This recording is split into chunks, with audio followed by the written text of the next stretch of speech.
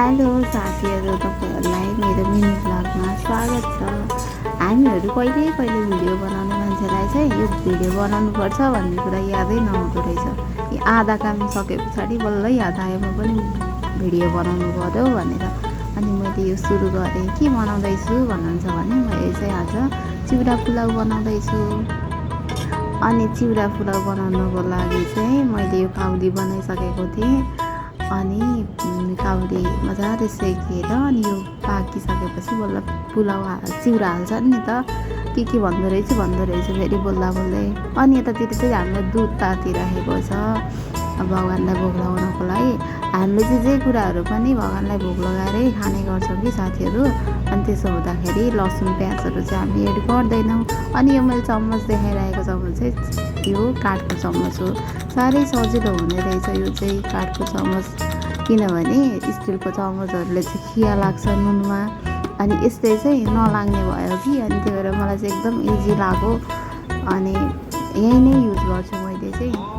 के बोल्ने भनेर मलाई त थाहै हुँदैन कि यो ब्लगमा, किनभने भर्खर सिक्दैछु नि त। अनि यस्तै छ, गराउँदैछु। अनि भद्र गोल छ कि मेरो किचन चाहिँ सानो पनि छ, सफा गर्न पनि बाँकी थियो। किनभने बनाउँदा त्यस्तै हुन्छ नि त, सबै सामानहरू थुपारो राखो अनि त्यो हुँदाखेरि सफा हुँदैन। अनि मेरो चाहिँ यहाँ चिउरा पखालिसके पछाडि यसमा एड गर्ने बेला भयो।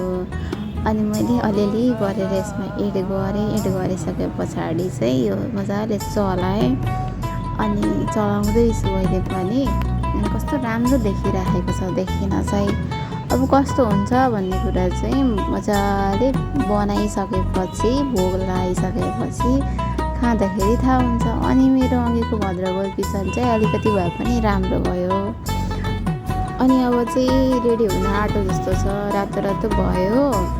कस्तो राम्रो देखिरहेको छ। अब चाहिँ भगवान्लाई भोग लगाएर अनि दिनुपर्छ। अनि धनियाँ मैले बनिसक्यो नि त, अनि मैले धनियाँ माथिबाट सर्किदिएँ। अनि भगवान्लाई भोग लगाइसकेँ। अनि त्यसपछि भिडियो बनाउँदैछु म चाहिँ।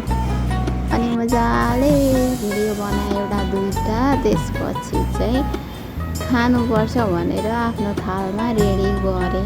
यति नै हो मेरो मिनी भ्लग। तपाईँहरू सबैजनालाई कस्तो लाग्यो कमेन्टहरू गरेर साथ सपोर्ट गर्नुहोला। Thank you so much.